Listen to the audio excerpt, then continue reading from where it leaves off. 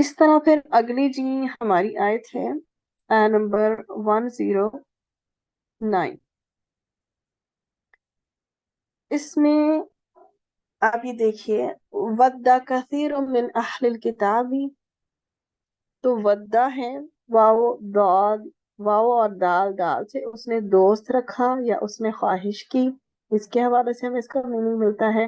پھر اسی میں تھوڑا ڈفرینٹ ورڈ آیا ہے وصفہو، یہ سواد فا اور ہا سے ہے، اور اس میں کیا ہمیں ملتا ہے؟ اسلوب درگزر کرنے کا۔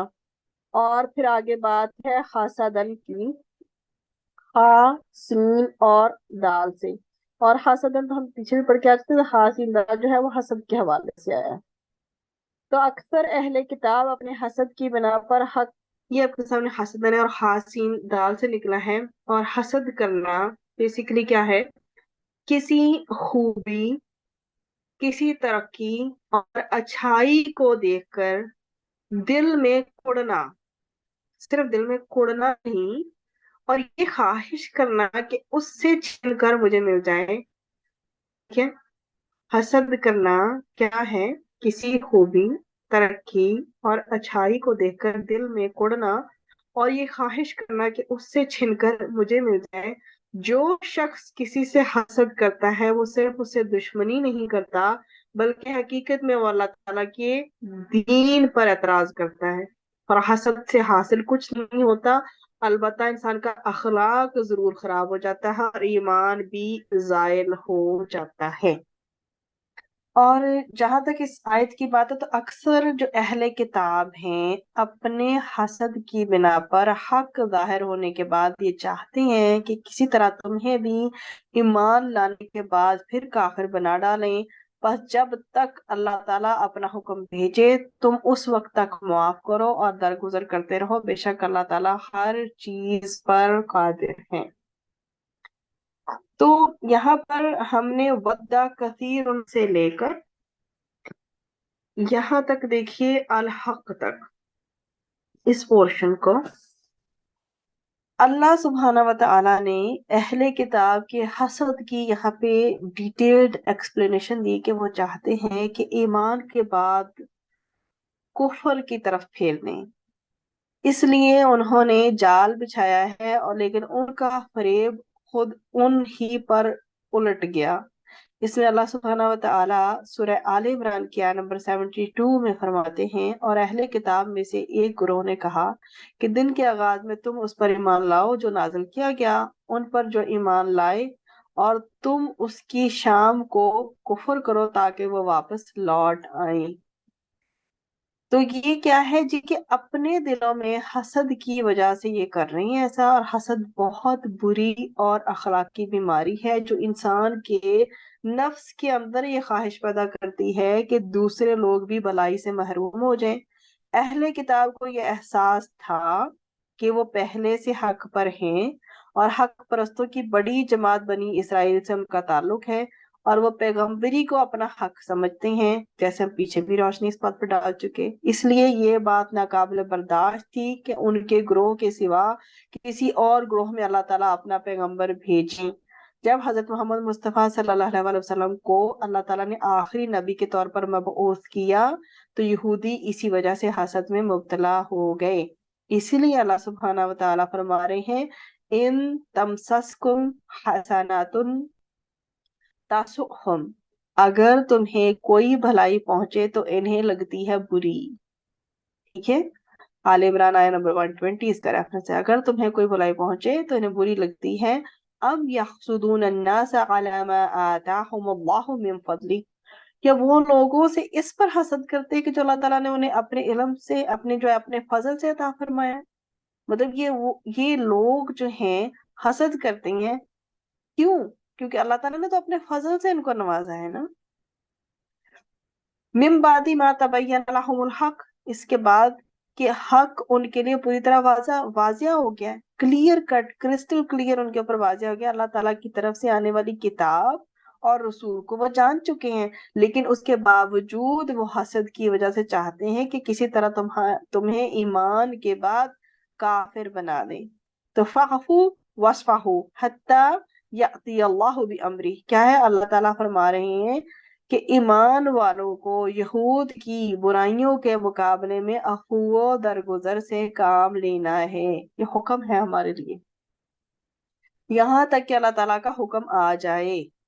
ہمیں کیا کرنا ہے؟ ہمیں معاف بھی کرنا ہے اور درگزر بھی کرنا ہے جب تک کہ اللہ تعالیٰ کا حکم نہیں آ جاتا.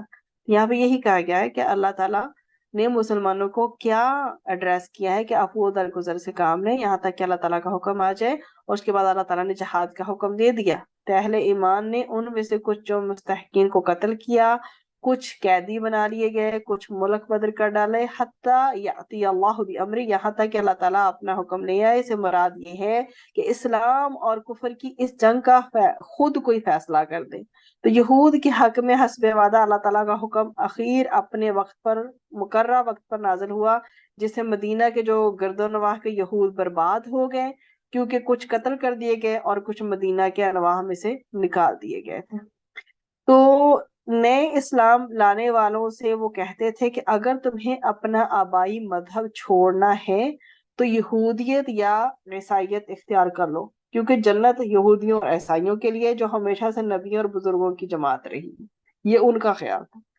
تو اللہ رب العزت نے فرمایا ہے کہ معاف کر دو اور درگزر کرو یہاں تک کہ اللہ تعالیٰ اپنا فیصلہ لے اور اللہ تعالیٰ کے احکامات کو بجا لاتے رہو اور جن کا اللہ تعالیٰ نے حکم دیا ہے. تو اسلام مسلمانوں کو حسد اور سازشوں کے مقابلے میں عفو و درگزر کرتے ہوئے دیکھنا چاہتا ہے. اور عفو و درگزر اس سے ہوتا کیا ہے؟ بیسیکلی یہ نصیحت کیوں کی گئی ہے؟ یہ جو عفو و درگزر کرنے کا کہا گیا ہے، اس کے بہت فروٹفل ریزلٹس ہوتے ہیں. وقتی طور پر معاف کرنا یا درگزر کرنا کوئی آسان کام نہیں ہوتا، ٹھیک ہے، اس کے لیے ریکوائرڈ ہے پیشنس.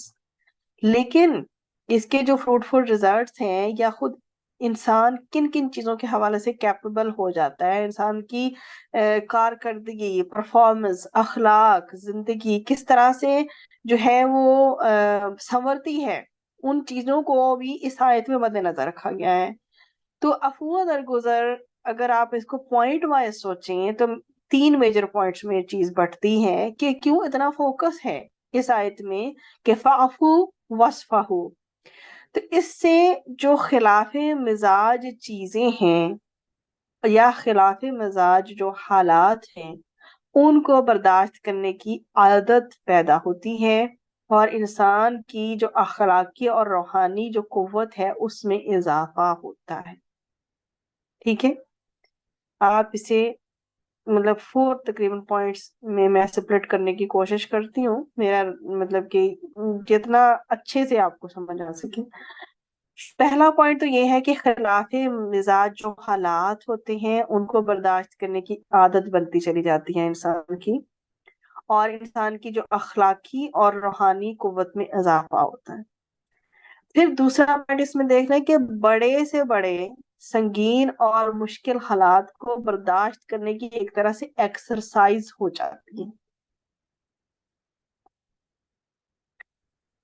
اگر نمبر 3 پوائنٹ آپ لکھیں تو یہ کہ عفو و درگزر انسان کو اس سے بچاتا ہے کہ وہ ایک دم اگریسو ہو کر منفی کام کرنے لگے، نیگیٹو چیزیں کرنے لگے. ٹھیک ہے جی، عفو و درگزر انسان کو اس سے بچاتا ہے کہ وہ مشتعل ہو کے، اگریسو ہو کر ایسے کام کرنے لگے جو بالکل منفی ہوں. پھر اگلا پوائنٹ ہوگا کہ نماز جو ہے نا، عفو و درگزر جو ہے وہ جب پیشنس ڈیولپ ہوگا تو اس میں ایک جو نماز کا ایلیمنٹ بھی آ جائے گا. اب یہ میجر ایلیمنٹ ہے نماز کا، تو نماز انسان کو اللہ تعالیٰ سے جوڑتی ہے، ٹھیک ہے، اور زکوٰۃ اس سے باہمی خیر خواہی اور جو آپس میں ایک تو نماز سے تو اللہ تعالیٰ سے جڑنے کا کانسیپٹ بنا، اور زکوٰۃ سے یہ ہوتا ہے کہ میوچل جو ویل وشنگ انوائرمنٹ قائم ہوتا ہے. انسان جو ہے معاشرے میں ایک دوسرے سے کنیکٹڈ ہوتے ہیں تو خیر خواہی، ویل وشنگ اور پھر یونٹی کا انوائرمنٹ کریٹ ہوتا ہے، اتحاد جو ہے وہ بنتا ہے. ان اللہ علی کل شیء قدیر. تو یہاں اس میں اللہ سبحانہ و تعالیٰ نے فرمایا کہ سرکش یہودیوں کی قید قتل و غارت گری اور جلا وطنی سے اپنے قدیر ہونے کا اللہ سبحانہ و تعالیٰ نے یقین دلایا ہے کہ یہود نے مخالفت کی وجہ سے عام لوگوں میں جو ڈاؤٹس کریٹ کر دیے نا، تو مسلمانوں کو کیا کرنا ہے، ان ڈاؤٹس سے بچنا ہے، اور پھر اس میں ایڈوائزز بھی کی گئی مسلمانوں کو۔ نمبر ایک ایڈوائز، جو اس میں ایڈوائزز اب نوٹ کر لیں اس آیت میں، صاف الفاظ میں گفتگو کریں، جو اللہ کی طرف سے ایڈوائز اب آئی ہے آیا نمبر 109 کی روشنی میں، صاف الفاظ میں گفتگو کریں۔ نمبر دو، ایسے الفاظ نہ بولیں جن سے کوئی برا پہلو نکل سکتا ہو۔ نمبر تین، جو بات کہی جائے اسے غور سے سنیں اور سمجھنے کی کوشش کریں۔ نمبر چار، سوال و جواب کے بجائے نصیحت کا مزاج پیدا کریں۔ اور نمبر فائیو، حسد اور جلن میں مبتلا نہ ہوں۔ اور نمبر سکس یہ کہ اپنے ایمان کی ہمیں حفاظت کرنی۔ میں پوائنٹس دوبارہ ریپیٹ کر رہی ہوں، جو ہمارے لیے ایک کہتے خزانہ ہے اس آیت میں چھپا ہوا۔ ہمیں صاف الفاظ میں گفتگو کرنی ہے، نمبر ایک۔ نمبر دو، ایسے الفاظ ہمیں نہیں بولنے جن سے کوئی برا پہلو نکلتا ہو۔ نمبر تین، جو بات کہی جائے اسے ہمیں غور سے سننا ہے اور سمجھنے کی کوشش کرنی ہے۔ اور اس کے اگلا پوائنٹ ہے، سوال و جواب کرنے کی بجائے نا ہمیں نصیحت کا مزاج اڈاپٹ کرنا ہے، اور حسد اور جلن میں مبتلا نہیں ہونا، اپنے ایمان کی حفاظت کرنی ہے۔